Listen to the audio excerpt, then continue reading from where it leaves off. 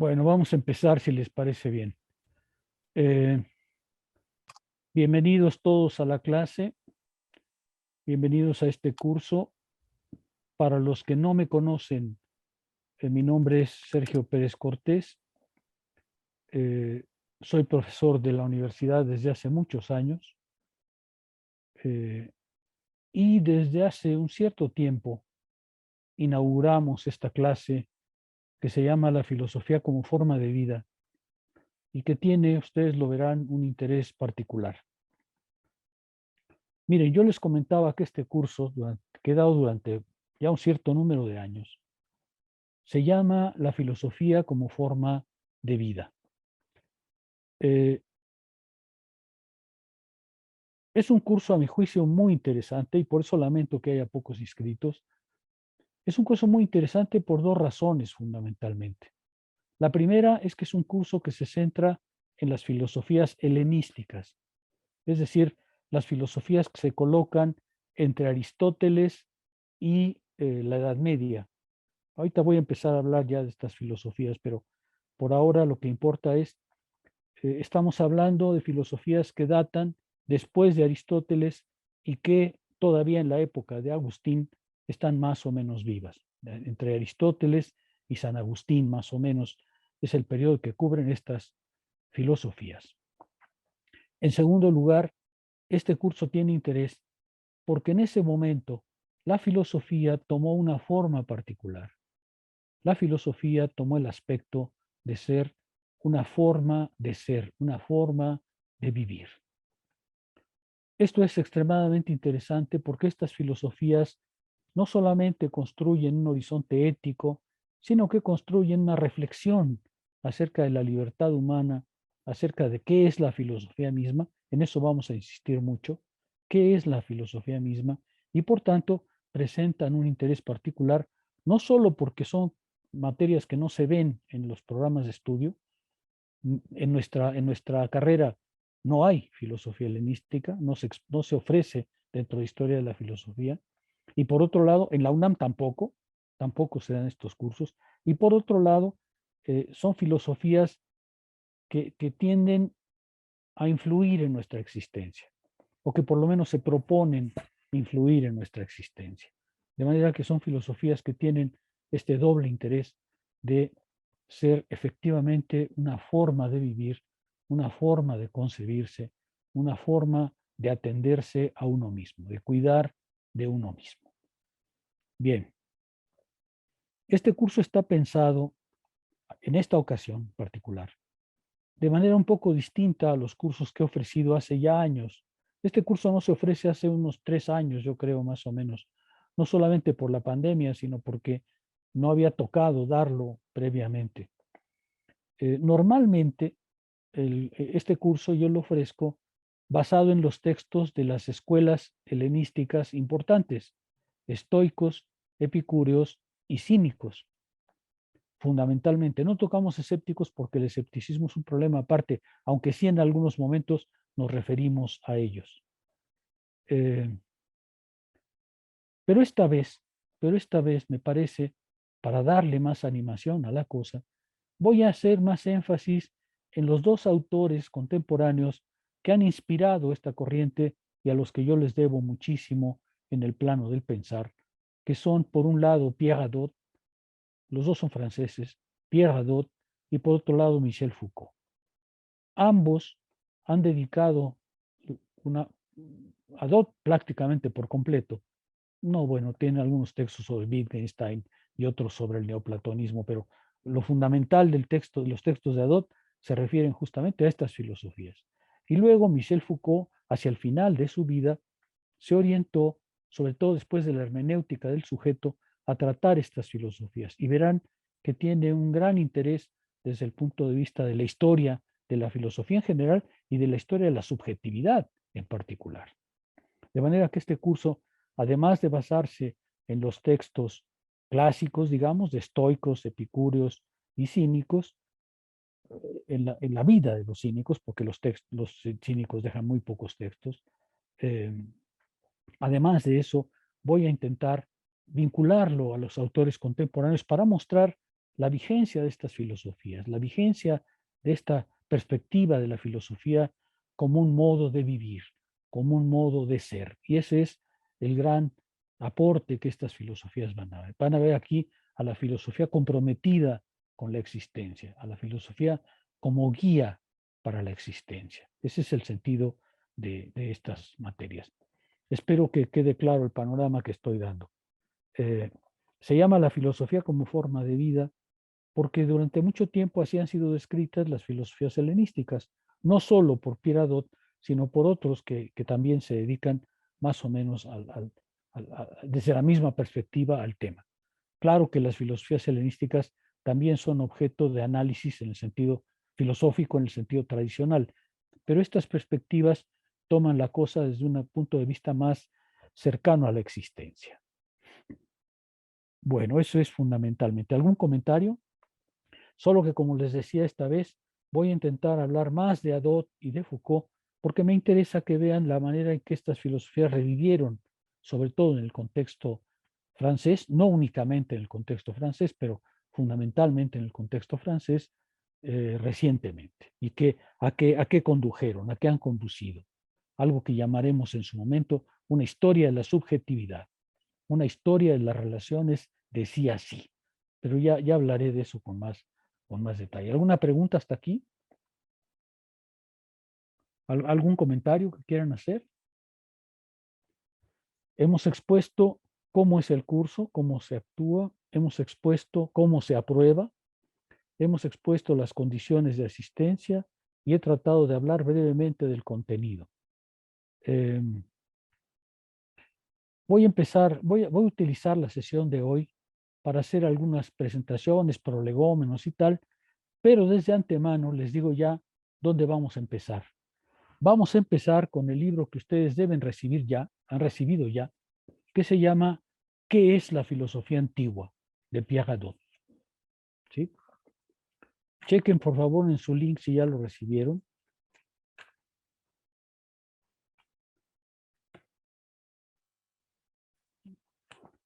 El libro se llama ¿Qué es la filosofía antigua?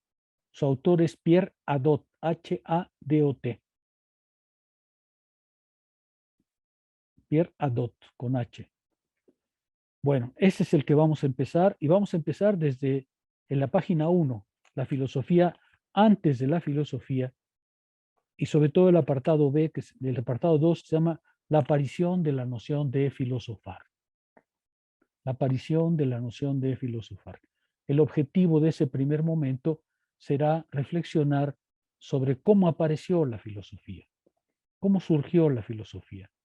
La filosofía no es, de acuerdo con esta vertiente, la filosofía no es algo imperecedero en el ser humano, ni algo natural al ser humano, ni algo que ya estaría desde siempre en el pensamiento. La filosofía tiene un inicio, tiene un origen, tiene una fecha y un lugar de nacimiento, y hay que pensar, si queremos comprender qué es la filosofía, hay que pensar cuáles fueron las condiciones que se dieron para que apareciera una cosa tan extraordinaria como la filosofía, cuyo nombre también tuvo que ser creado, es decir, cómo apareció el término filosofía y cómo apareció el individuo que hacía esa actividad del filósofo, ¿no? Hay que pensar efectivamente en qué momento surgió y bajo qué condiciones apareció el término de filosofía, de qué manera apareció esto que hoy llamamos filosofía, en su historia, en su origen, y ahí es donde la clase va a empezar la próxima ocasión. De manera que para el jueves tendrán que tener leídas las primeras páginas de este libro. Las primeras páginas son muy ligeritas de leer, las primeras páginas son muy sencillas, habla de los sofistas, habla de los primeros pensadores griegos, y luego pasa a la aparición de la noción de filosofar, que está en la página, bueno, en mi edición está en la página 27 y tal, pero empieza mucho más tarde, de manera que si pueden avanzar 4, 5, 6 páginas, sería bueno para la próxima clase. ¿Sí queda claro? La próxima clase, pues, tendrán que traer leído la primera parte, las primeras 6, 7, 8 páginas de qué es la filosofía antigua de Pierre Hadot. ¿De acuerdo? ¿Queda De claro? acuerdo. ¿Desde el prólogo entonces, profesor? No hay un prólogo. Empieza diciendo, no, dice la filosofía antes de la filosofía. ¿No? No es un prólogo. Es la primera parte. No, es Ya la encontré la primera página. parte, no es el prólogo, no es el prólogo. Ajá, sí. Sí, A ya lo ver, encontré, profe. Gracias. déjame pensar, porque en el Ok. prólogo Adot hace efectivamente un comentario de sí mismo. No, vamos a empezar con el texto y luego leemos el prólogo, porque el prólogo lo que él hace es hablar de sí mismo, ¿no? Y de algo que después va a aparecer, pero que eh, a ver,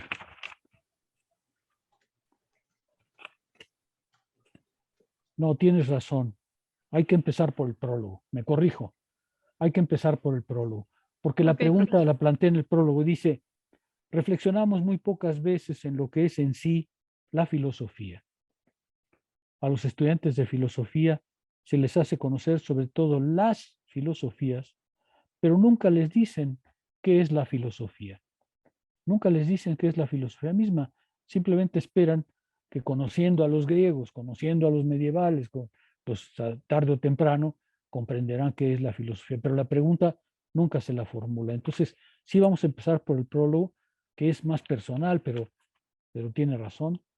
Entonces me corrijo. Vamos a empezar por el prólogo y vamos a leer inmediatamente las dos secciones de que les hablé. La primera, la filosofía antes de la filosofía, y dos, la aparición de la noción de filosofar. ¿Ok?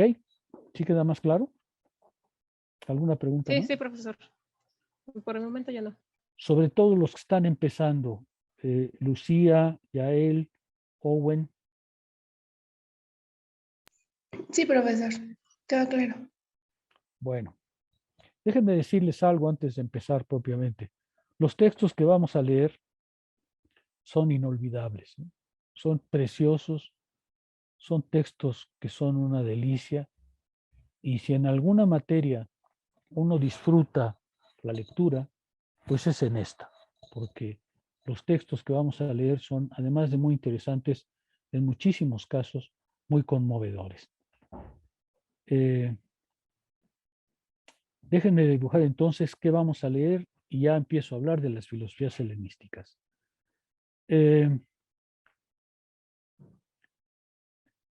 Una buena parte del curso se nos va a ir con los estoicos, porque los estoicos son el sistema más elaborado de estas filosofías. Pero no serán los únicos. Entre los estoicos vamos a hacer énfasis sobre todo, en dos de ellos, en Marco Aurelio y en Epícteto, ¿no? ¿Por qué? Porque son de las obras mejor conservadas, porque son de las obras más conmovedoras, lo verán ustedes, en la manera de comprender el estoicismo antiguo. Pero no serán los únicos. Vamos a pasar a los epicúreos. Leeremos algunas partes de Epicuro, algunas de las cartas de Epicuro. Ahorita voy a hablar de todo eso, pero leeremos algunas de las cosas de Epicuro y sobre todo insistiremos en la noción fundamental para Piedad de ejercicios espirituales. La filosofía antigua como una forma de ejercitarse espiritualmente para ser de un cierto modo. Si el tiempo lo permite, introduciré a los cínicos.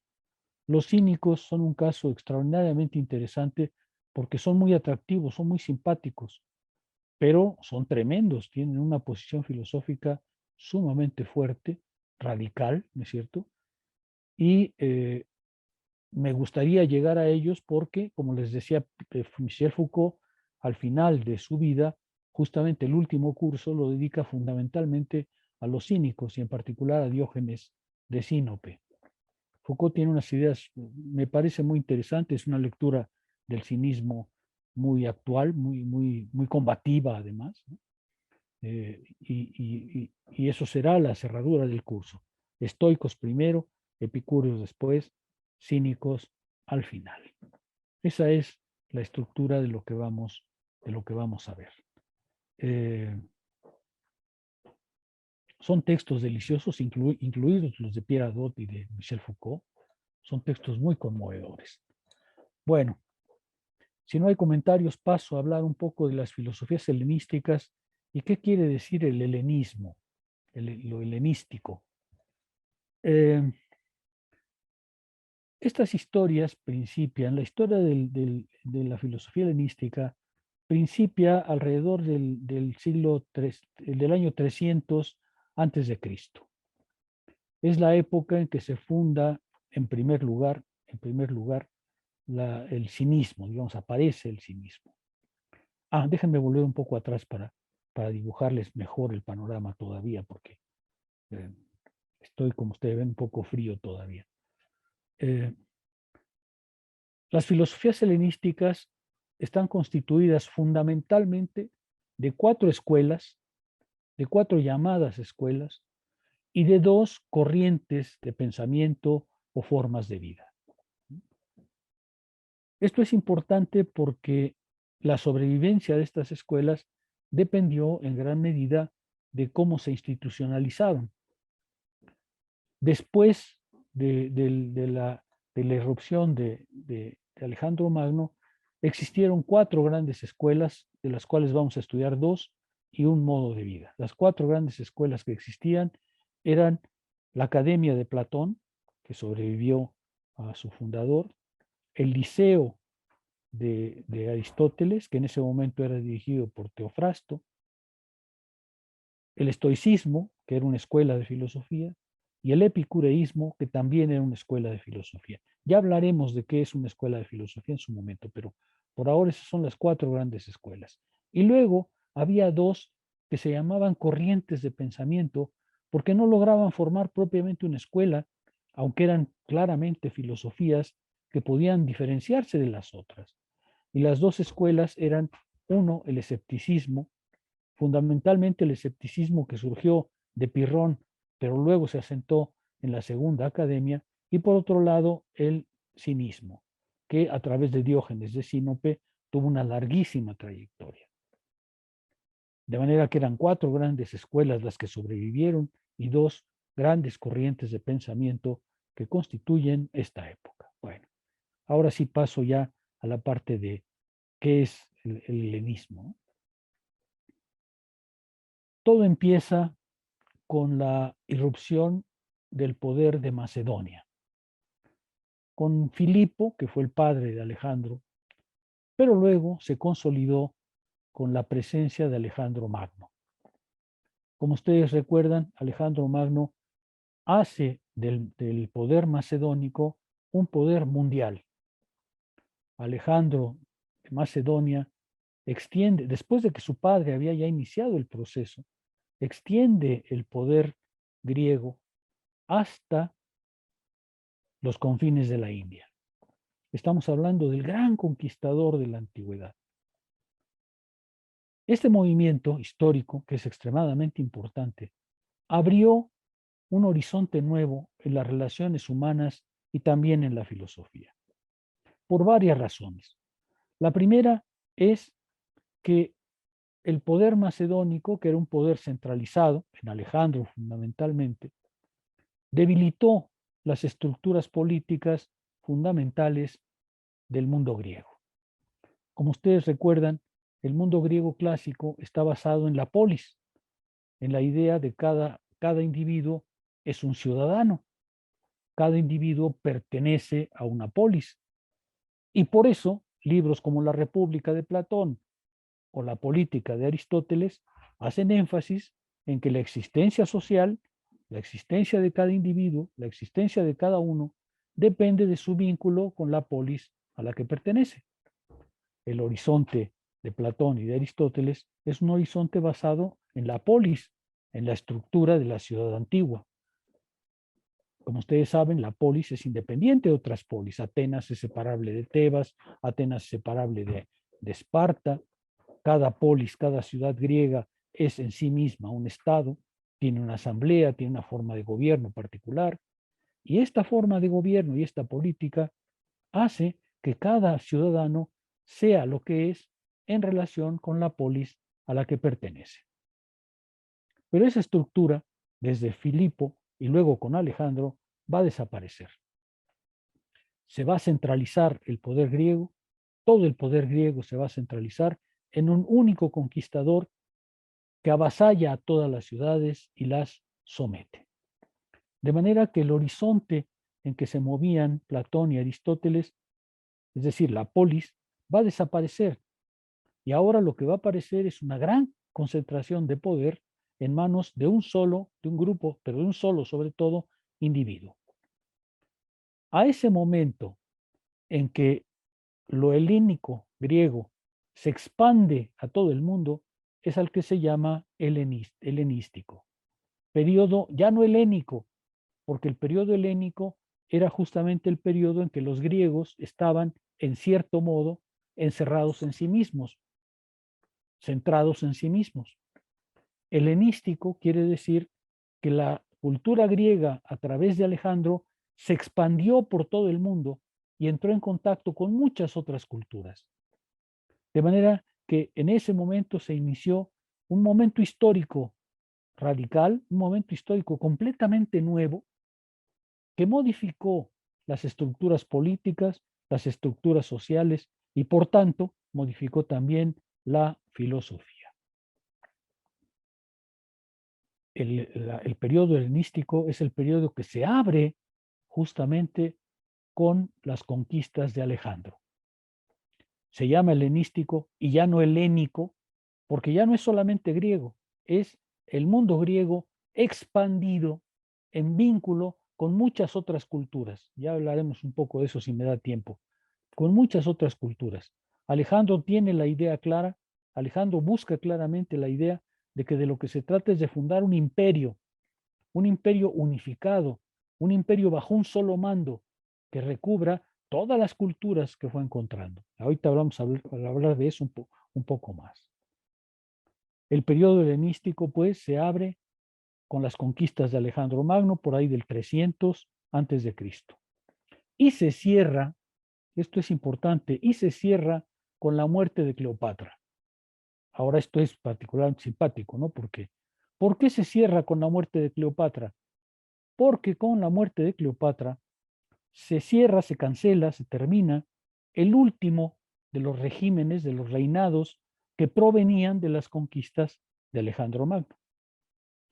Alejandro Magno, como ustedes saben, muere muy joven y muere sin haber realmente podido consolidar el extenso imperio que había obtenido. Alejandro tuvo conquistas que llegaron hasta la India, que dominaron todo Persia. Es la primera conquista realmente mundial de la historia de Occidente. Y en ese momento Alejandro muere muy joven y no ha tenido oportunidad de hacer todavía un gobierno centralizado y fuerte. De manera que a la muerte de Alejandro, lo que hicieron fue 4 de sus seguidores, de sus grandes generales, se distribuyeron el imperio. A cada uno le tocó un fragmento de imperio. A Ptolomeo, a uno de ellos, le tocó Egipto. Y entonces en Egipto duró este régimen de origen macedónico, de origen helenístico, duró hasta Cleopatra. Cleopatra pertenece a la dinastía de los Ptolomeos. Creo que su padre es Ptolomeo XII o XIII. Y entonces Cleopatra es hija de uno de los Ptolomeos. Por eso es que en Egipto perduró toda esta tradición y con la muerte de Cleopatra, es decir, con la dominación romana sobre Egipto, se acabó el periodo helenístico y por eso es la muerte de Cleopatra el fin de este periodo. De manera que, en cuanto a periodo histórico, el periodo helenístico se extiende desde los años 300 antes de Cristo hasta el año 40 o 39, creo que es por ahí que muere Cleopatra, ¿no? Unos pocos años antes de la era cristiana. Históricamente fue muy importante todo esto. ¿Por qué? Como les decía, porque quebrantó el mundo griego clásico.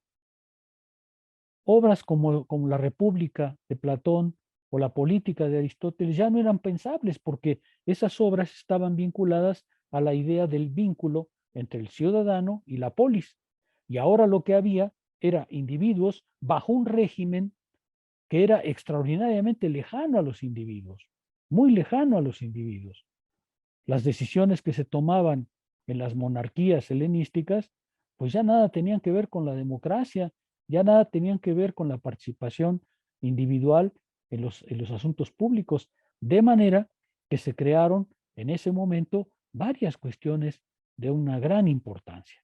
Quizá la primera de ellas es que se creó la idea de una homogeneización de la raza humana. Estas filosofías van a ser las primeras que hablen de cosmopolitismo. Verán que eso es un rasgo común a todas las escuelas. Son cosmopolitas. Ya no son polis, son cosmopolitas. Es decir, su polis es el cosmos, su polis es todo. Ya son ciudadanos de todo, del mundo, de la cosmopolita. ¿Sí se ve? La polis griega era el estado en el cual pensaban Platón y Aristóteles. Cuando esa polis pierde poder, se disuelve y ya no tiene más fuerza, lo que se crea es una homogeneización política de todo el mundo griego, y no solamente griego, sino de todas las partes que habían sido conquistadas, de manera que ya se puede hablar de cosmopolitas. Aparecen las primeras filosofías cosmopolitas, es decir, las primeras que afirman la unidad del género humano. ¿Sí? Este aspecto es extremadamente importante. Segundo aspecto extremadamente importante. Ahora, el individuo, el ciudadano, ya no tiene como referencia la polis, sino tiene como referencia un poder centralizado muy lejano a él. Por tanto, pierde la idea de que su participación en los asuntos públicos es relevante. Ya no es relevante. Ya no es relevante. Algunos historiadores dicen, y creo correctamente, que la transformación de Alejandro, las conquistas de Alejandro, lo que hicieron fundamentalmente fue desaparecer al ciudadano y crear al individuo. Es decir, se crea una cierta individualización. ¿Por qué? Porque ahora el individuo que acaba de surgir, ya no tiene como referencia su polis inmediata, sino tiene como referencia un poder centralizado muy lejano a él, cuyas decisiones en cierto modo le incumben, pero simplemente lo afectan porque él no participa directamente en ellas. Lo que se han creado son unas monarquías de gran alcance, ¿no es cierto? Y entonces el individuo tiene que empezar a caminar más bien solo por la vida. Esto es muy importante porque la filosofía va a recoger este cambio, y entonces va ahora a reflexionar más desde el punto de vista individual y menos desde el punto de vista político. Todas estas filosofías van a responder a este segundo elemento. Me detengo por si hay comentarios para ver si hay preguntas o algo debo insistir. Estamos viendo qué es eso de el periodo helenístico y por qué las filosofías pertenecen a él. ¿Sí está claro? ¿Algún comentario, algo que quieran preguntar, algo que quieran agregar, algo que quieran reflexionar? ¿No? ¿Nada? Bueno, este cosmopolitismo incluyó, por ejemplo, el borrar ciertas barreras que existían en la Grecia clásica, en la Grecia tradicional, y que fueron con el tiempo desapareciendo. Por ejemplo, la barrera entre los sexos. Estas filosofías son las primeras que aceptan que la mujer participe activamente, todas ellas.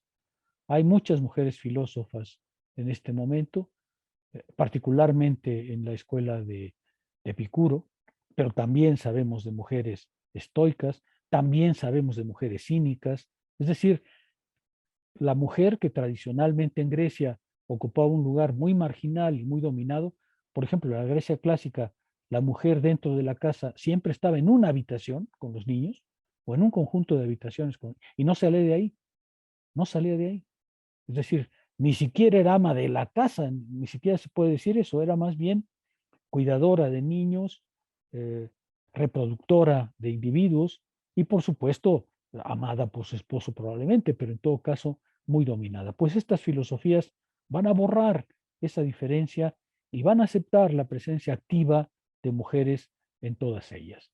No solamente se creó una homogeneidad, digamos, entre las razas, entre las culturas, entre las lenguas, sino que además se creó esta homogeneidad, por así decirlo, social. Es la época en que los griegos dejan de llamar bárbaros a todos aquellos a los que no entendían. ¿Se acuerdan que el término bárbaro, el término que usaban los griegos para referirse a una lengua que no entendían, ¿no? Les parecía bárbara. Entonces, los bárbaros eran los que tenían lenguas diferentes al griego. Aquí empieza a desaparecer eso y como veremos, estas escuelas, las escuelas filosóficas que nos interesan, van a traer muchos elementos, sobre todo de Oriente. En ese momento la cultura griega se tropezó con los persas, se tropezó con los hindúes y entonces encontró unas fuentes de inspiración muy importantes. Por ejemplo, se dice que un filósofo helenístico transformó su manera de ver el mundo cuando, acompañando a Alejandro en una de sus expediciones, atraparon a unos filósofos indios, a de estos yogis indios, ¿no? Y este indio se prende fuego en el barco, ¿no? Como muestra de su libertad, se prende fuego. Y entonces el filósofo occidental, creo que es Pirrón, no sé si es Pirrón o Antístenes, creo que es Antístenes. El filósofo occidental dice, válgame, estos sí que tienen una idea de libertad radical, ¿no? Se prenden fuego y ya está, ¿no es cierto? Entonces, todas esas influencias orientales van a entrar en el mundo griego y van a transformar la concepción de estos que ya no son solo ciudadanos, sino individuos. Individuos que deben elegir, individuos que deben decidir, individuos para los cuales la vida ya no está resuelta. La vida es mucho más azarosa. Y a esto van a responder estas filosofías justamente buscando algo que le permita al individuo sobrevivir en esas condiciones. ¿Sí empieza a quedar un poco más claro el periodo helenístico? Desde luego esto lo pueden leer en cualquier manual de historia, pero es importante empezar por ahí. ¿Sí? Sí, Ahora, profesor. ahora, es muy interesante que justamente este individualismo, esta irrupción del individuo, trae consigo una noción de autonomía personal mucho mayor. Es decir, todas estas escuelas van a buscar, de un modo u otro, lograr que la vida de cada uno se decida, se resuelva, se especifique en la relación que cada uno guarda consigo mismo.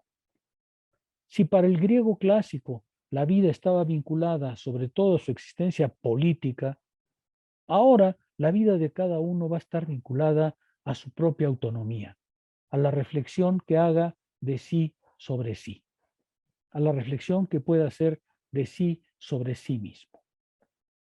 La filosofía va a retomar este vínculo, esta aparición del individuo y de su autonomía para reflexionar, para construir una concepción del mundo que permita a cada uno alcanzar la felicidad, el logro de sí mismo, pero a través de la relación de sí consigo mismo. Por eso es que es muy importante empezar hablando de este contexto histórico.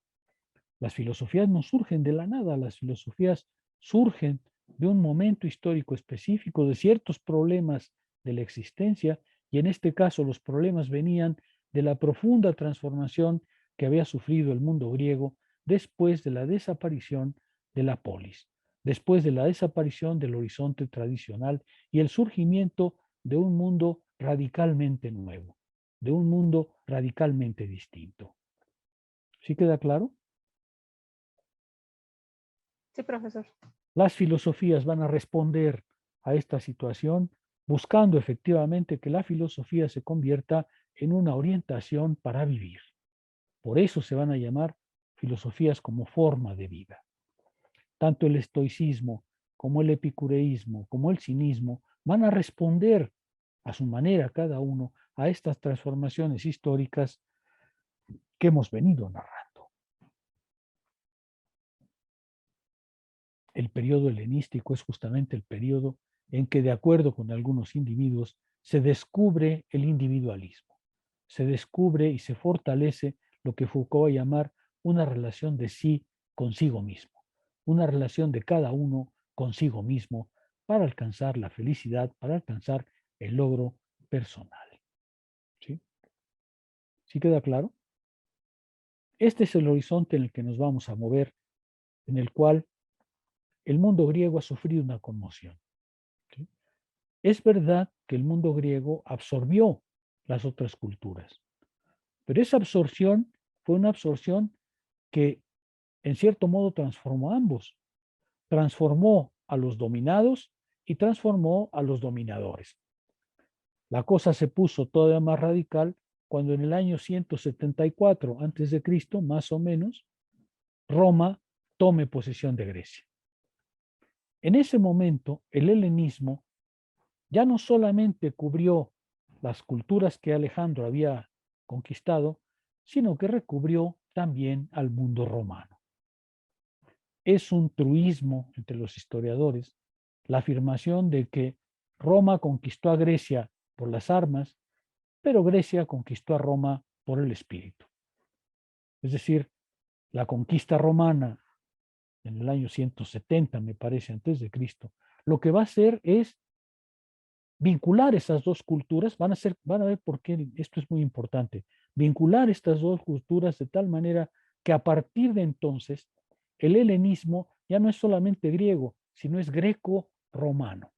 Y para nosotros esto va a ser muy importante porque estas escuelas se van a desenvolver no solamente en el contexto griego, sino también y sobre todo en algunos casos en el contexto romano. Apareció un nuevo fenómeno que para la filosofía es extremadamente importante, el encuentro de Roma, del latín, con el griego, con Grecia.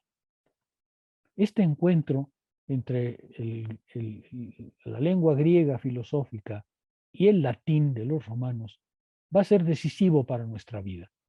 De hecho, una gran parte de la investigación más interesante que se hace en filosofía antigua es justamente vincular los conceptos griegos con sus traducciones romanas, con la manera en que los romanos los tradujeron y pasaron a nosotros. Un caso muy notable que normalmente se suele reconsiderar es el paso del término ousia, que aparece en Platón y en Aristóteles, sobre todo en este último, y que pasó al latín como sustancia, como substantia. Por ejemplo, el vínculo entre ousia y substantia, pues es un vínculo que filosóficamente nos importa mucho para comprender la manera en que se creó nuestro concepto de substancia, nuestro concepto de totalidad, y sin embargo, pues es justamente el resultado de este encuentro del que les hablo, del hecho de que Roma, por allá del 174, coge el poder, toma el poder de Grecia, pero al mismo tiempo que conquista Grecia por la fuerza, es conquistada por Grecia desde el punto de vista cultural e intelectual. Les cuento una anécdota para que vean qué tan importante puede haber sido esto. Cuando murió Aristóteles, su sobrino, me parece que se llamaba Neleo, pensó que lo iban a nombrar escolarca, es decir, presidente del liceo. Neleo pensaba que, puesto que era sobrino de Aristóteles, él sería, después de la muerte de este, ahorita les hablo de las escuelas de filosofía, después de la muerte de este sería elegido como presidente, digamos así, escolarca se llamaba, escolarca del liceo, pero no fue así, no fue así. Entonces, Neleo, enojado por esa situación, tomó todas las obras de Aristóteles, eso dice la anécdota y es probablemente cierta, tomó todas las obras de Aristóteles, las sacó de la escuela y se las llevó a unos familiares suyos que eran agricultores. Se lleva, imagínense que saca del liceo todas las obras de Aristóteles disponibles ahí y se las lleva a una familia de agricultores amigos suyos. Por supuesto que los agricultores no sabían qué hacer con las obras de Aristóteles y las metieron en una bodega, incluso en un sótano, las abandonaron ahí y ahí se quedaron durante muchísimos años. Las obras de Aristóteles desaparecieron culturalmente mucho tiempo porque la biblioteca propiamente había sido llevada fuera por Neleo, fuera de ahí. Después de la conquista romana, los romanos encontraron las obras de Aristóteles. Y la primera edición occidental de las obras de Aristóteles se debe justamente a un romano, ahí por el año 90 antes de Cristo. Apolonio de Rodas se llama. Apolonio hizo la primera edición de Aristóteles casi 200 años después de su muerte, porque las acaban de encontrar enterradas ahí llenas de, pues ya imagina, ¿no? De moho, de animales, y entonces se dice que la primera edición de las obras de Aristóteles es muy mala, pues porque este cuate hizo lo que pudo, pero pues encontró unas obras en estado deplorable, ¿no es cierto? Hubo que esperar mucho tiempo para que las obras de Aristóteles fueran mejor impresas, mejor conocidas. Se dice, por ejemplo, que justamente la muestra de que estuvieron así encerradas durante mucho tiempo es que las obras de Aristóteles no tienen la intervención filológica, la intervención literaria de la Biblioteca de Alejandría. En la Biblioteca de Alejandría, como ustedes saben, la Biblioteca de Alejandría es una institución inmemorial. De hecho, ya hay una nueva Biblioteca de Alejandría que yo tengo que ir a conocer algún día antes de morir, ¿no? La Biblioteca de Alejandría era de tal manera importante que ahí se hacían las ediciones críticas de los griegos antiguos.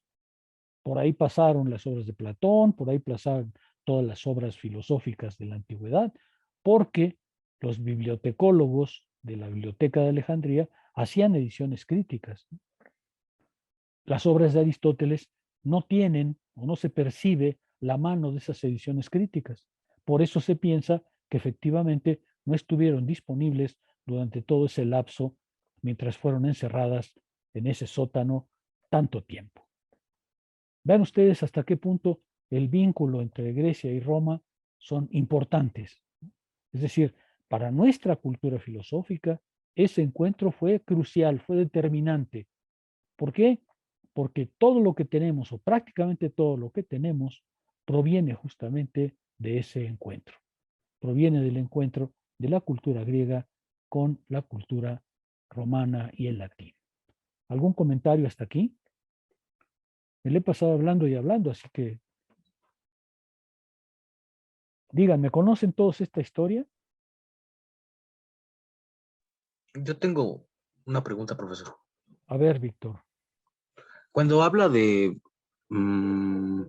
forma de vida, la filosofía como forma de vida, cuando hablamos de forma, ¿se puede hablar también de estilo o es otra cosa cuando nos referimos a eso? Y la otra sería, esos 500 años que pasaron desde que se escondieron las obras de Aristóteles hasta que fueron descubiertas, Son 200 años, son 200 años. 200 años, Más o menos. Aristóteles muere casi en el 300 y la primera edición aparece en el 89 o el 90 antes de Cristo.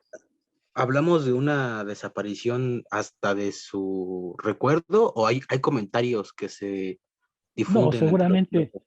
seguramente la desaparición de las obras no hizo desaparecer ni el recuerdo y seguramente algunas obras quedaron vigentes, pero la obra completa de Aristóteles no. A ver, déjame ir más atrás. Yo prefiero el término forma de vida porque como veremos, no se trata solamente de, de una forma, una cosa superficial, se trata de un modo de ser. Ya insistiré en eso, pero se trata de un modo de ser. Para ser filósofo no se trata solamente de adoptar tal o cual estilo, como hoy diríamos, bueno, pues tienes un estilo filosófico. No, no, aquí se trata de algo mucho más potente. Se trata de un modo de ser, algo muy íntimo, algo que te toca en tu estructura esencial. ¿Sí? Por eso prefiero el término forma de vida y no solamente estilo de vida, porque estilo parece ser algo más superficial, algo más banal. ¿No? No, aquí se trata de una cosa, verás tú, mucho más seria, mucho más íntima, mucho más en la esencia del individuo mismo. Y luego, efectivamente, seguramente las obras de Aristóteles que fueron capturadas no fue todo Aristóteles. Acuérdate que la filosofía antigua no se conserva solamente en libros, sino que se conserva en la memoria.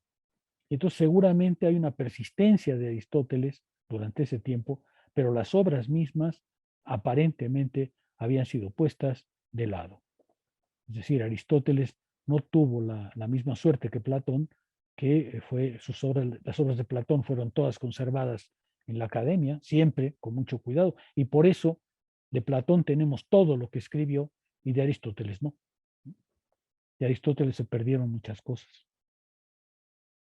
¿Alguna pregunta más sobre todo esto? Vean ustedes que me parece muy interesante, me parece que empieza a dibujar el interés de esta clase. ¿Cómo la ven? ¿Algún comentario? ¿Ya se conocen todos esta historia y me la evito o no? Respondan, por favor. No, doctor, no la conocemos. Al menos yo no. Yo tampoco, es la primera vez. Yo Bueno. tampoco, profe. Imagínense ustedes que se creó esto que hoy podemos llamar la cultura greco-latina. La cultura que hacía incidir dos horizontes distintos, dos lenguas distintas, que en realidad van a contribuir a nuestra formación filosófica. ¿Por qué? Porque lo que tenemos, y esto ya es parte del curso más bien, lo que tenemos de los autores antiguos, prácticamente todo debió pasar por el crisol, no solamente del latín, sino después de los escribas medievales. Esta es una historia muy, muy importante. De estos textos que vamos a leer, de los textos de estoicos, epicúreos y cínicos, quedan muy poquitas cosas, muy poquitos originales, muy, muy, muy poquitos originales. ¿Por qué? Por varias razones. Primero, gran parte de los escritos de las escuelas que vamos a leer desaparecieron porque con la desaparición de la escuela misma se perdió la enseñanza de estas filosofías. Déjenme decirlo de otra manera. Si nosotros conservamos todas las obras de Platón, Platón es el único autor de la antigüedad del que creemos que tenemos todo lo que escribió. Por lo menos en su obra, todos los diálogos que son mencionados los tenemos. Es decir, no hay índice de que algo se haya perdido. De Platón aparentemente tenemos todo. ¿Por qué? Porque la academia conservó las obras de Platón y luego las obras de Platón sirvieron como base para el desarrollo de las escuelas derivadas de él. El neoplatonismo, por ejemplo, pues todavía conoce las obras de Platón y por tanto, entre el neoplatonismo y Platón mismo han pasado casi 500 años, es decir, las obras se han conservado porque la enseñanza institucional se ha conservado. Pero las escuelas helenísticas, en cambio, estoicos y epicúreos, fueron escuelas que desaparecieron más o menos en el año 300 después de Cristo. Este dato es muy importante. Estas escuelas que vamos a estudiar no fueron accidentes ni fueron puntuales. Su duración se extiende por lo menos del año 300 antes de Cristo al año 300 después de Cristo, es decir, 6 siglos en los que formaron individuos, crearon medios de vida, se desarrollaron intelectual y espiritualmente. No son, estas escuelas que vamos a leer no son accidentes menores. Duraron muchísimo tiempo y solo se desaparecieron cuando el cristianismo tomó, y hablaré eso en otro momento, cuando el cristianismo tomó el control de la vida pública, cuando el cristianismo se impuso como forma de vivir. Solo en ese momento estas escuelas desaparecieron, pero su desaparición tuvo como consecuencia que los textos de estas escuelas desaparecieran casi por completo, casi por completo. Me voy a permitir, bueno, voy a hablar un poco de eso. Miren, cada vez que uno habla de que conservamos un texto antiguo, casi cualquiera de los textos antiguos, dicen los autores, los filólogos sobre todo, estamos hablando de un milagro, de un milagro. Para que un texto escrito en el año 300 antes de Cristo llegue a nosotros, la historia debe ser milagrosa, literalmente, milagrosa. Y eso explica en gran parte las enormes pérdidas que hemos tenido en todos los autores, pero sobre todo en estos, ¿no? que hicieron que con la desaparición de las escuelas helenísticas, es decir, estoicos y epicúreos por ahí del siglo III, pues desaparecieran esos textos y solo los tenemos de segunda mano en general. Por ejemplo, les doy un ejemplo. Según Diógenes Laercio, Epicuro escribió más de 300 libros. Epicuro. Y de él solo conservamos 3 cartas, las que están contenidas justamente en el libro de Diógenes Laercio. De los 300 libros que según Diógenes escribió Epicuro, solo llegaron hasta nosotros 3 cartas, que son las que están contenidas ahí. Ahorita voy a hablar un poco más, pero para que se den una idea. Crisipo fue el autor más prolífico entre los estoicos. Crisipo escribió muchísimo y según Diógenes Laercio escribió 700 libros. De Crisipo no nos queda ninguna obra completa. Lo único que tenemos son fragmentos que llegaron por varias vías, comentarios, pero no tenemos de él ningún texto directamente. De manera que les estoy contando esto para que vean que estas escuelas helenísticas han sido reconstruidas muy laboriosamente porque sus textos desaparecieron, entre otras cosas por esto. Hay otra razón muy importante de por qué esos textos desaparecieron. Por ejemplo, tomo como ejemplo a Epicuro. Una de las doctrinas de Epicuro es que los dioses existen, pero no participan de nuestra vida.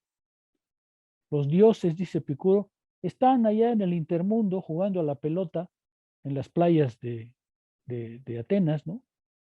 Están a todo mecate con su coco, su ginebra, jugando a la pelota, corriendo de aquí para allá, ¿no es cierto? Y dice Epicuro, seres así tan felices no se meten con nosotros. Así que ni les pidas, ni les hables, no, pues no te van a pelar.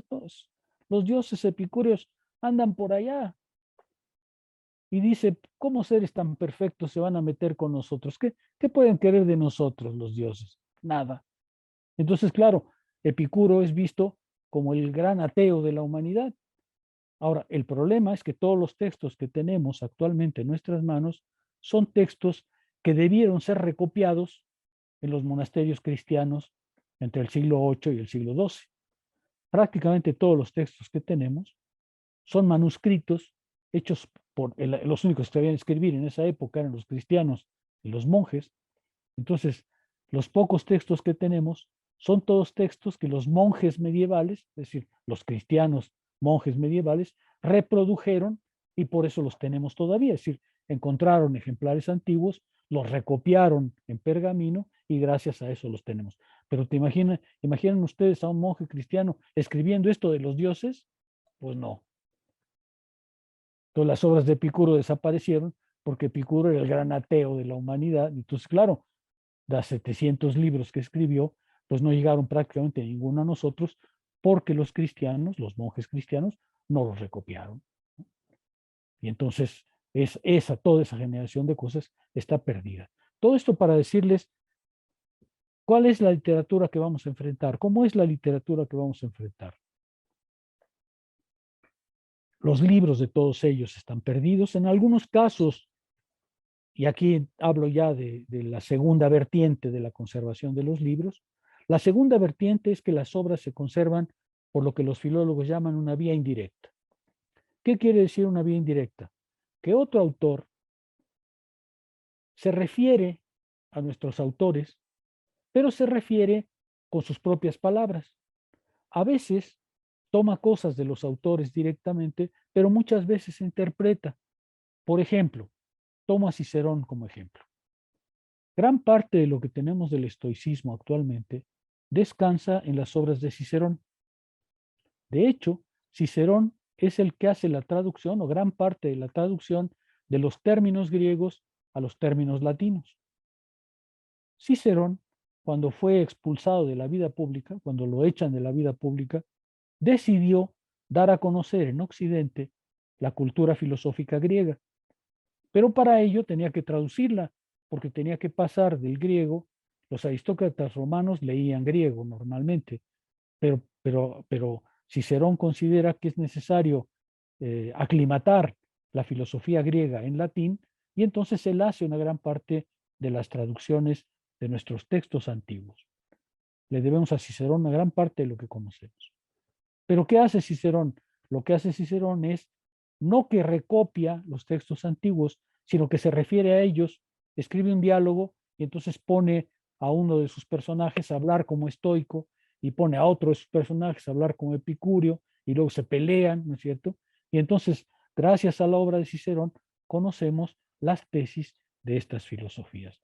Pero es una vía indirecta, es decir, no tenemos las obras de Crisipo, no tenemos las obras de Zenón, pero tenemos las referencias que Cicerón, que sí tuvo los textos a la vista, nos hace conocer a través de sus diálogos.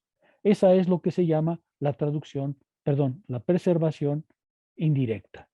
La preservación indirecta es el hecho de que otros autores tomaban las enseñanzas de estos a los que nos vamos a referir, sea para probarlas, sea para reprobarlas, y por tanto conocemos justamente gracias a ellos esos textos.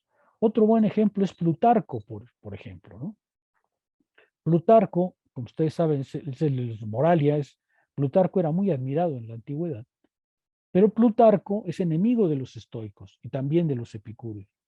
Entonces Plutarco escribió una serie de obras en donde se pelea con los estoicos, pero para pelearse con ellos, pues tiene que citar sus tesis.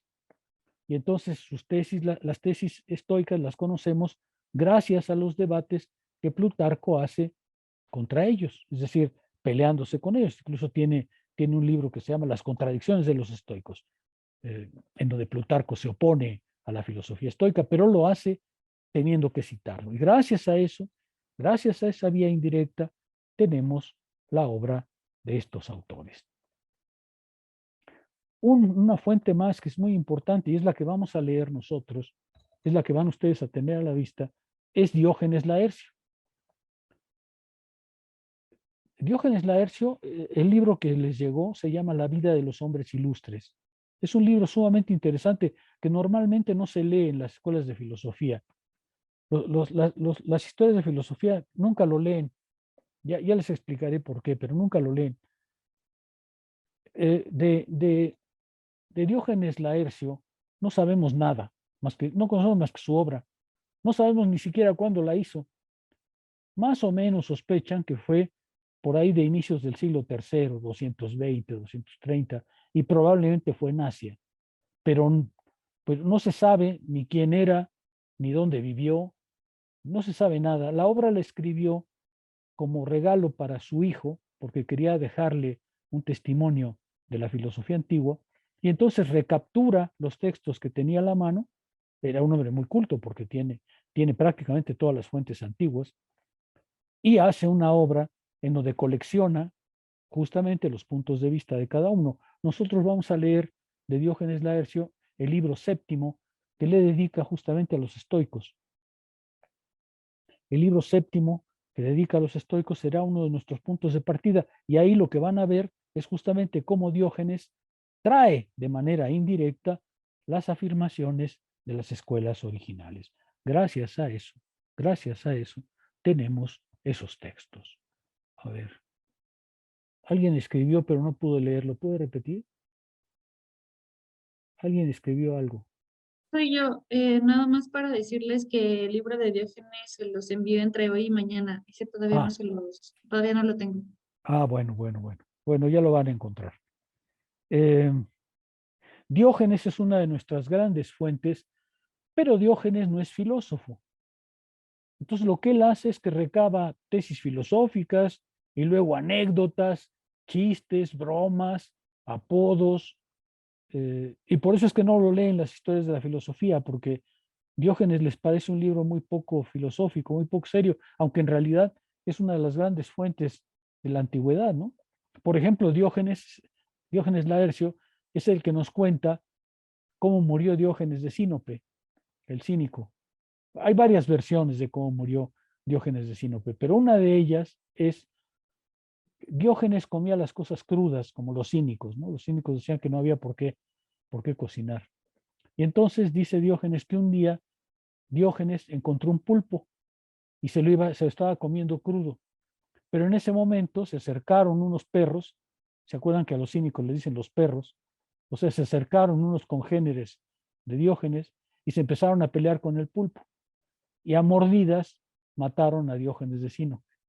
Entonces, esta anécdota que recoge Diógenes Laercio, pues es característica de su libro, porque su libro trae tesis filosóficas, ciertamente, pero también trae muchas cosas adicionales, y por eso los serios estudiosos de la filosofía no le hacen caso, y sin embargo, gracias a Diógenes, tenemos una gran cantidad de cosas, entre otras anécdotas, chistes, como les digo, cosas, ya veremos el libro, es muy simpático. Además, es un libro que se ha revalorizado recientemente y acaban de sacar a un precio faraminoso, así que si ustedes gustan cooperarse, a precio faraminoso, una edición crítica de Diógenes Laercio, por fin, ¿no? Nada más que La Inocente vale unos 4,000 pesos, debe costar, ¿no? Más o menos la edición. Así que si gustan cooperarse, con todo gusto, ¿no? Todo esto para contarles que lo que vamos a leer son textos que vienen en su gran mayoría de fuentes indirectas. Otras fuentes indirectas son, por ejemplo, Filón de Alejandría, pero Filón de Alejandría es un hombre judío, y entonces él toma los textos antiguos porque cree, lo mismo que creían los cristianos, que los filósofos antiguos o habían sido voceros de Dios o bien se habían inspirado en el Antiguo Testamento. Y entonces Filón de Alejandría, con intereses del público judío, del público hebreo, lo que hace es retomar esa filosofía antigua para adaptarla a los intereses suyos y de su pueblo. El Filón de Alejandría también es uno de los grandes textos. Hay otros como Aulo Gelio, por ejemplo, ¿no? Y luego también son muy importantes los primeros cristianos. Esta es una historia muy interesante porque el cristianismo adoptó, a veces para pelearse, pero muchas veces adoptó dentro de su seno tesis, sobre todo estoicas.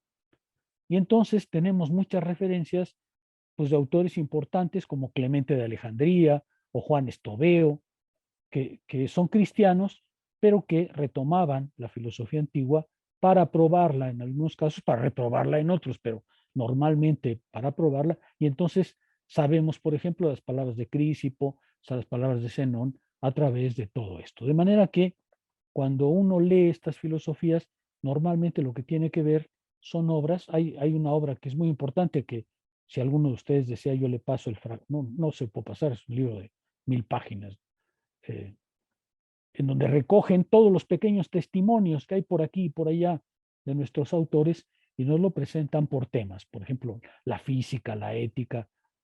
Alguien dijo, algunos, bueno, también voy a hablar ahorita de eso, pero algunos ironizaban sobre la filosofía antigua y entonces la citaban para pitorrearse. Bueno, pues también eso lo necesitamos, ¿no? O sea, por ejemplo, cuando Dion de Prusa se pone a bromear de los filósofos y les dice que son chicos muy raros, cosa que sí eran, bueno, pues se ironiza con ellos, pero esos comentarios también nos sirven porque nos permiten comprender la manera en que la antigüedad veía la filosofía antigua. De manera que estas filosofías hay que reconstruirlas en gran medida y sin embargo, como les digo, influyeron 600 años en la vida de Occidente. ¿Algún comentario aquí? ¿Algo que quieran que amplíe? Pregúntenme porque con la exposición yo me voy muy rápido y a veces olvido cosas que podrían ser de interés para ustedes. ¿No? ¿Ninguna pregunta? ¿Ninguna duda?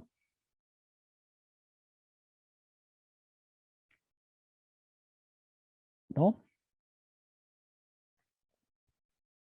Bueno, vamos a comentar en los minutos que nos quedan, que todavía un buen rato.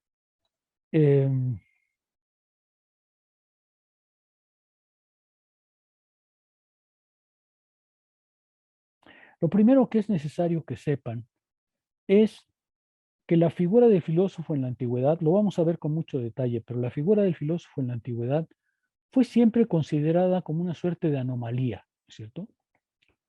Todas las filosofías enseñaban cómo se debe vivir. El libro de Diógenes Laercio se llama Vidas, no solamente porque es biográfico, sino porque él intenta mostrar algo que es fundamental en la filosofía antigua, que es que la vida de un filósofo debe reflejar sus convicciones filosóficas, ¿no? Y entonces los filósofos adoptan estas perspectivas vitales y viven de un modo totalmente particular. Es decir, como vamos a ver en el caso de Sócrates, los filósofos son átopos, atípicos, medio anormales, extraños, ¿no es cierto? Y entonces el filósofo en la antigüedad, que lleva un género de vida distinto a los géneros de vida tradicionales, pues es visto como una especie de pequeña anomalía o de gran anomalía. Por ejemplo, los cínicos pues son vistos con mucho recelo, porque aunque los cínicos dan fuertes lecciones de filosofía, pues lo hacen de la manera más brusca, ¿no? Lo hacen de la manera más violenta. Y entonces, claro, el filósofo es visto siempre como un personaje, no anormal no, pero atípico, es decir, que no se le sabe muy bien dónde colocar. Los filósofos en la antigüedad, al adoptar estas filosofías, adoptaban efectivamente no solo una manera de presentarse, sino una manera de ser que normalmente va en contraposición de las concepciones tradicionales, de las concepciones normales. Ese es el aspecto que, por ejemplo, Foucault va a retomar al final de su vida, cuando nos diga, los cínicos dan lecciones filosóficas con su propia vida. Ellos exponen su propia vida, arriesgan su propia vida para decirle a la gente cómo debe vivir y no vive, ¿cierto? Cómo debe comprender su situación y no lo hace, ¿cierto? Entonces, ¿por qué se van a llamar filosofía como forma de vida? Porque los filósofos y los cínicos son, en este caso, el punto extremo. Los filósofos dicen con su vida, no solamente con sus palabras, no solamente con sus clases, no solamente con sus cursos, sino dicen con su vida cuál es la vida verdadera, cuál es la vida en la virtud, cuál es la vida lograda. Y ese es el sentido de todas esas filosofías. ¿Cómo se logra una vida? Una expresión muy bella que voy a repetir en su momento cuando lleguemos ahí de Plutarco dice, haz de tu vida una obra de arte. Haz de tu propia vida una obra de arte. Pues de eso se trata la filosofía antigua. Se trata de hacer de la vida una existencia lograda. Solamente que esta existencia lograda normalmente va a alejar al filósofo del común de los hombres. Y esta separación del común de los hombres va a hacer que los filósofos sean vistos siempre como personajes extraños, anormales, distintos, ¿no? Diferentes. Y por supuesto, en muchos casos, objetos de irrisión. Ya veremos, incluso si es posible, la imagen de un filósofo antiguo, cómo era, cómo se presentaba un filósofo antiguo, qué cara tenía, qué aspecto debía tener para mostrar filosóficamente, mostrar en su rostro, en su presencia, en su manera de ser, las lecciones que él decía encarnar. Y este es quizá uno de los aspectos más relevantes de este curso. La filosofía antigua creyó que entre lo que se enseña y lo que se vive tiene que haber una gran congruencia. Tiene que haber una gran congruencia. ¿Cuándo se perdió esta unidad? Bueno, pues se perdió más o menos, dice Foucault, en la época de Descartes, ¿no? Para la filosofía antigua, dice Foucault, y creo que es una tesis muy interesante, para la filosofía antigua, la existencia y la filosofía son lo mismo. De manera que hay una perfecta concordancia entre lo que se es y lo que se enseña. En nuestros días sucede algo totalmente distinto. Uno ya puede enseñar cualquier cosa y ser totalmente distinto. Por ejemplo, hay algunos profesores que enseñan ética y sus vidas están muy lejos de reflejar su enseñanza. ¿Verdad? Y nadie dice nada porque en nuestros días ese vínculo entre la existencia y la filosofía se ha distendido o completamente se ha roto. Bueno, pues uno de los intereses de este curso es justamente mostrar cómo para la filosofía antigua, en cambio, ese vínculo era sumamente estrecho. Ya veremos. Hay un libro mío que les sugiero, que me permito sugerirles, que se llama Palabras de Filósofos, en donde todo esto se retoma con mucho detalle. Fue publicado en el siglo XXI. Se llama Palabras de Filósofos y narra un poco efectivamente este vínculo entre lo que se es y lo que se enseña. El vínculo era tan fuerte, tan fuerte, que muchas veces los filósofos, si no se conocía sus vidas, bueno, pues se les atribuían historias personales incluso, que derivaban de su enseñanza. Por ejemplo, para que vean un ejemplo trivial, pero que se los mostrará. Dice Diógenes Laercio que Pitágoras odiaba las habichuelas, los frijoles, ¿no? Que en su escuela había prohibido el consumo de frijoles, a lo mejor por los gases, no sé, pero el caso es que Pitágoras odiaba los frijoles, ¿no? Y entonces cuenta Diógenes Laercio que un día ciertos enemigos perseguían a Pitágoras, sí, a Pitágoras, perseguían a Pitágoras y de repente se tropieza con un campo de frijoles, con un lugar de frijoles. Y como odia los frijoles, pues decide no pasar por el campo, trata de evadirlo por un lado, lo capturan y lo matan. Probablemente es falso, probablemente no es verdad, ¿no es cierto? Es un chisme, digamos, de la antigüedad. Pero es un chisme que muestra de qué manera la enseñanza del filósofo podía influir hasta en la muerte del filósofo. Es decir, si odias los frijoles, pues capaz que te matan por ese odio, ¿no es cierto? Capaz que hasta la vida pierdes por ese odio, pero es porque el filósofo antiguo tiene esa gran congruencia personal. Y vamos a ver que justamente este es uno de los aspectos, digamos, más importantes de la filosofía y creo que una enseñanza para nosotros. La filosofía no puede estar separada, por lo menos uno tiene que tratar de que no esté separada de la existencia que se lleva. Por eso estas filosofías son formas de vida, formas de vivir. Es decir, no solamente puedes dar clase, no solamente se educa con la palabra, no solamente se educa con los libros, se educa con la existencia.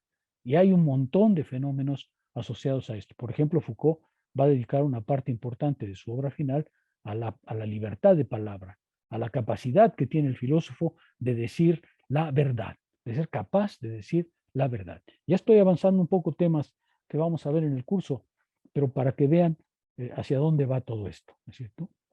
Hacia la filosofía como un modo de vivir, porque, y déjenme volver atrás, porque en el mundo helenístico se presentó una nueva necesidad existencial. La necesidad de que cada individuo tuviera que decidir de sí mismo y tuviera que enfrentar por sí mismo los riesgos de un orden político que ya no era el orden clásico, sino que era un orden mucho más inseguro. Los historiadores dicen, justamente el periodo helenístico, con esta separación entre el ciudadano, que era característico del mundo clásico, y el individuo, que ahora no tiene lazos con la ciudad directamente y ni siquiera tiene lazos con los demás, ya no tiene esa referencia, debe decidir, elegir por sí mismo, debe actuar sobre sí mismo para vivir de un cierto modo. El helenismo es ese momento en que la filosofía tomó justamente este aspecto. Y esto es muy importante porque la filosofía en ese momento abandonó parcialmente las reflexiones abstractas, muy teóricas y metafísicas del orden de Platón y Aristóteles. La filosofía se concentró en la ética, se concentró en la vida moral. No es del todo verdad que estas filosofías carezcan de principios teóricos. Ya veremos que una de las definiciones de la escuela es que tiene que tener un principio teórico, pero es verdad que las reflexiones de estoicos y epicuros no tienen el nivel metafísico, digamos, de las obras de Aristóteles o de Platón. Ellos no buscan, por ejemplo, como Platón, las ideas verdaderas más allá de lo aparente. Ellos no buscan semejantes cosas. Ellos no buscan, como Aristóteles, la esencia de todas las cosas. Ellos quieren, sin duda, presentar una imagen del mundo, pero no descansa en ese tipo de investigaciones, porque el mundo helenístico había reorientado a la filosofía hacia la vida ética, hacia la vida moral. El deterioro de la vida política y el deterioro de la vida social habían conducido a los individuos a una vida mucho más personal, a una vida mucho más individual. Y la filosofía va a responder con estas filosofías, la filosofía helenística va a responder con estas doctrinas a esa concepción. Se empieza a ver el vínculo de todo esto, ¿es verdad? El periodo helenístico es un periodo histórico con motu propio, por razones propias, pero eso trajo enormes transformaciones filosóficas, intelectuales, sociales y políticas a las que las filosofías deben responder. Todos los principios que animan estas filosofías, la autarquía, la ataraxia, la aponía, son formas de vivir que exigen que el individuo alcance una realización por sí mismo, logre una realización por sí mismo, alcance la felicidad a pesar de todas las circunstancias. Y por eso estas filosofías van a ser muy fuertemente formas de vida, formas de elegirse a sí mismo, formas de hacerse a uno mismo, de reflexionar sobre uno mismo. Y la filosofía va a ser justamente esa identidad entre la doctrina y la existencia, entre lo que se es y lo que se enseña, entre lo que se persigue y lo que se es personalmente. ¿Sí se alcanza a ver un poco mejor? ¿Preguntas? Vean ustedes, ya les dibujé un panorama, creo yo, bastante completo por lo menos.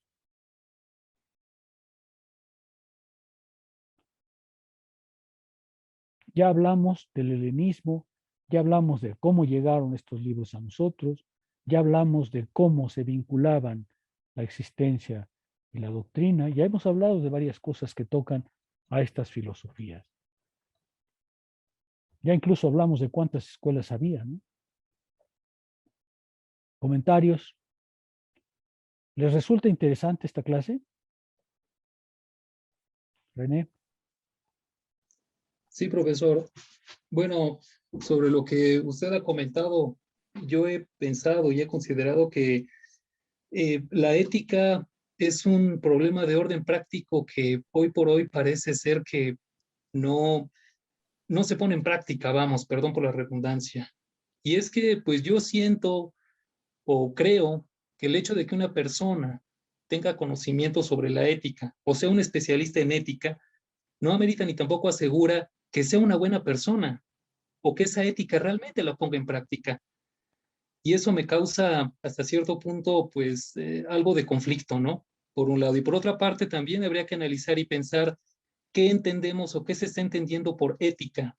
A través de la ética, yo tendría que mirar, o más bien la ética sería un objeto de estudio para la moral, y desde ahí, pues, tratar de procurar hacer algo bueno por mi comunidad, o por la comunidad más bien, o simplemente dejarlo como un concepto que está ahí, y que se tiene que atender pues simplemente a través de un debate o a través de una discusión, pero no pasa más allá, no se pone en práctica, no entra uno en acción realmente para lograr ser ético. Ese sería mi comentario. Gracias. Bueno, hay varias cosas en esto que dices, René. Lo primero es que efectivamente se abrió esa brecha entre doctrina y existencia. Creo que podemos comprender un poco por qué sucedió y cómo fue. Por lo menos hay algunos visos de responder a la pregunta, ¿no? ¿En qué momento la filosofía se profesionalizó de tal manera que dejó de ser un arte de la existencia y se convirtió en una enseñanza más, exactamente igual que enseñas física, exactamente igual que enseñas medicina, pues enseñas filosofía, ¿no?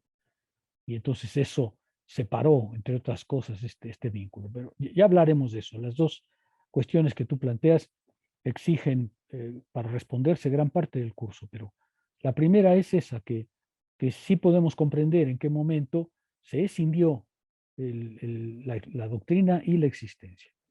Y segundo, nuestro concepto de ética ha cambiado profundamente, ¿no? Lo que hoy entendemos por doctrina ética, piensa en Kant, por ejemplo, está muy lejos de lo que vamos a ver aquí. Está muy lejos de lo que vamos a ver aquí. Sin embargo, los dos tienden a alcanzar un grado de felicidad, un grado de realización, con enormes cambios. En cierto modo, digamos, la tarea de este curso es mostrar qué se entendía por ética en este momento, que tiene que ver no solamente con el comportamiento moral, sino tiene que ver incluso con una concepción del mundo, que tiene que ver con una concepción del cosmos y de las cosas.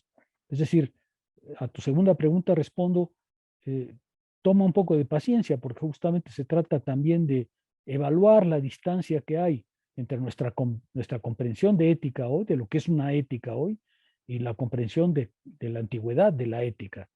Claro que los dos buscan la virtud, claro que los dos buscan, bueno, estas éticas buscan la virtud, las éticas modernas, sobre todo de origen kantiano, no buscan la virtud, sino el deber, ¿no? Es otra perspectiva, pero esas cosas se irán quedando más claras a medida que avancemos. ¿Sí? Ten paciencia porque las dos cosas son efectivamente problemas, pero van a quedar más claros a medida que avancemos. Gracias, Alexa. profesor. Yo quisiera saber si con este distanciamiento de la vida política, de la vida social, entonces podemos esperar de este tipo de reflexiones pues bueno, más bien que no se encuentren reflexiones en torno a esto, o si encontramos reflexiones que están dirigidas hacia la vida política.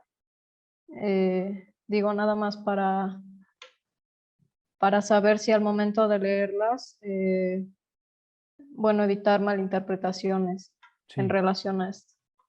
Sí, quizá yo hice un énfasis demasiado marcado en el cuidado de sí mismo, ¿no? En la perspectiva individual. Pero no, estas éticas también tienen una concepción no solamente de los otros, sino del cosmos entero. Una de las cosas más interesantes de estas es justamente que se preocupan por los otros, no en el terreno ético, como lo harían Platón y Aristóteles, ¿no? No, a ver, déjame ir más lejos. Sí tenían conceptos de cómo debía ser una ciudad. Por ejemplo, los estoicos escribieron una república también. Diógenes de Sinope escribió una república.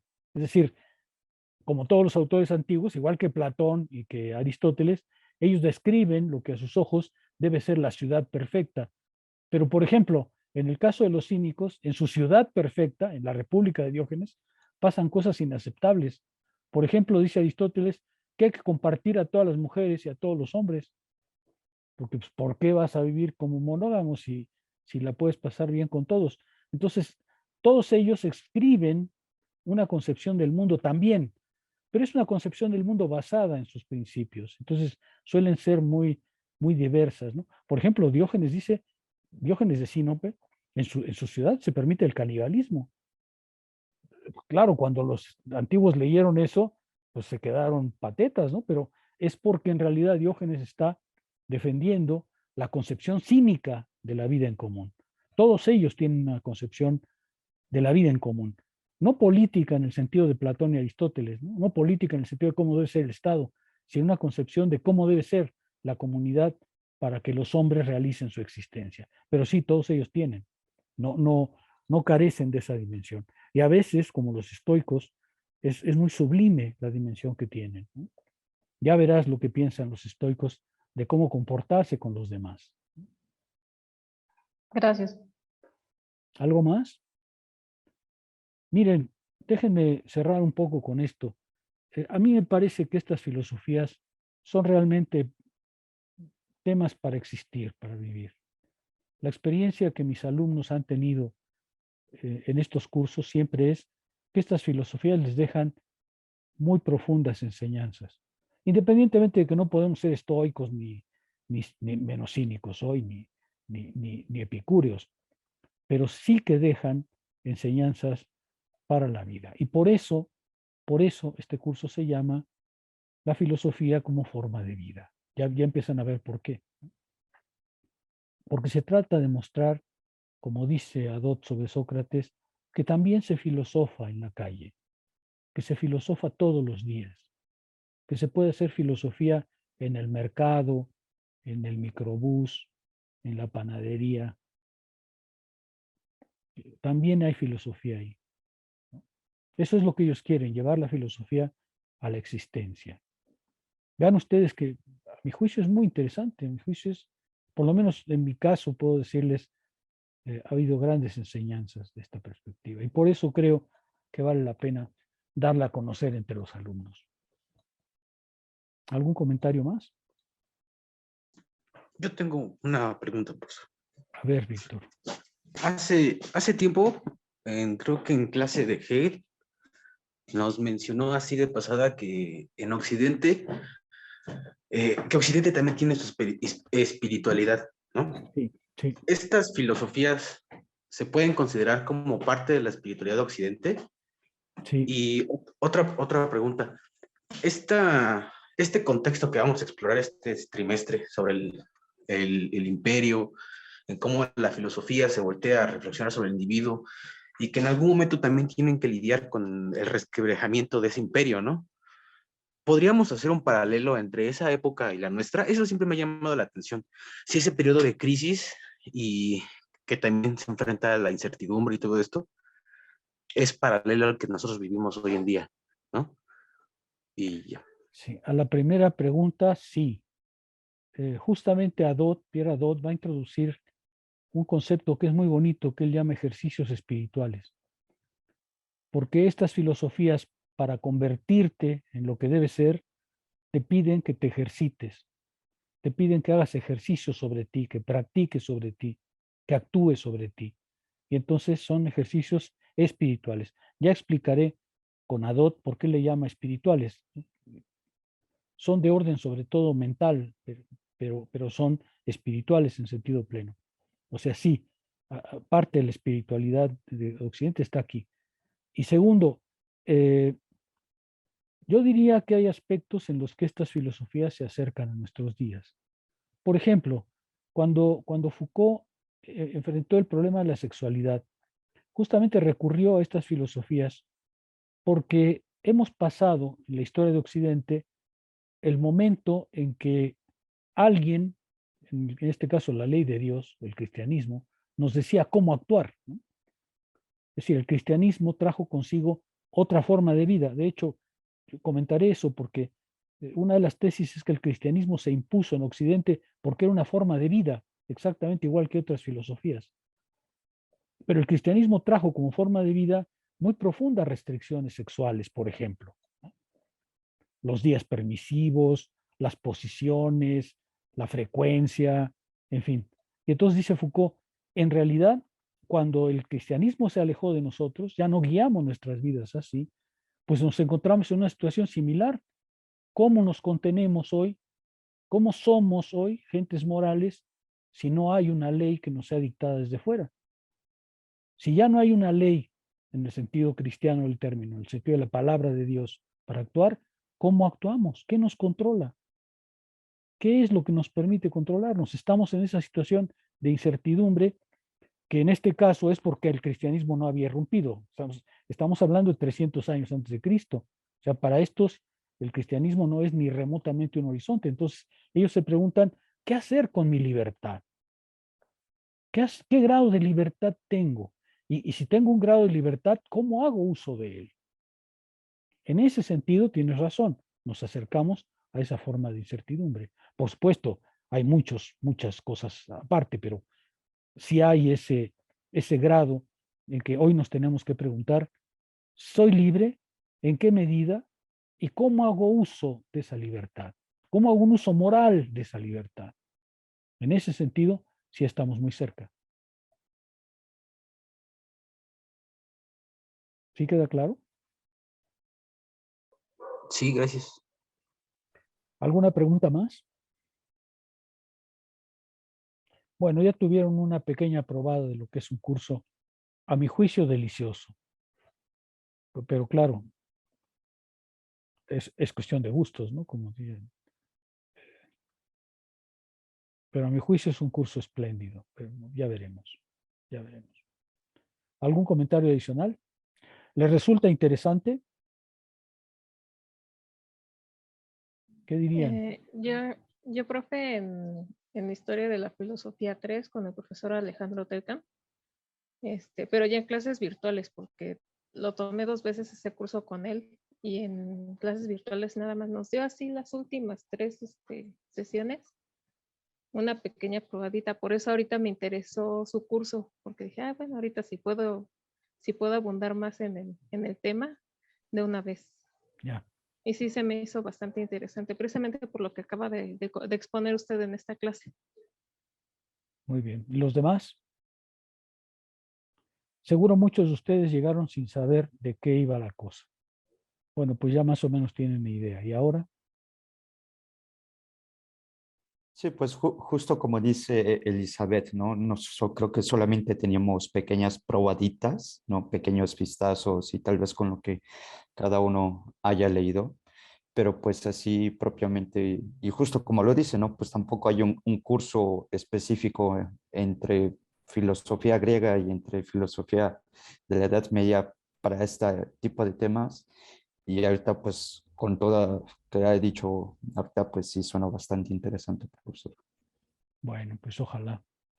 Ojalá y se interesen. De todas maneras, el curso se da a la hora horrible de 4 a 6 de la tarde, pero ¿qué le vamos a hacer, no? ¿Algún comentario adicional? Si no es así, entonces recuerden que para el jueves tienen que haber leído la primera parte, el prólogo y las primeras partes de qué es la filosofía antigua. Piedadot empieza problematizando esta cosa de una manera magnífica, ya verán. ¿Sí? ¿Algún comentario?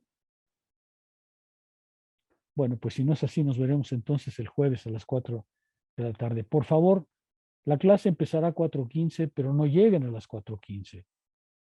Lleguen 5 minutos antes que eso, de ser posible, ¿ok?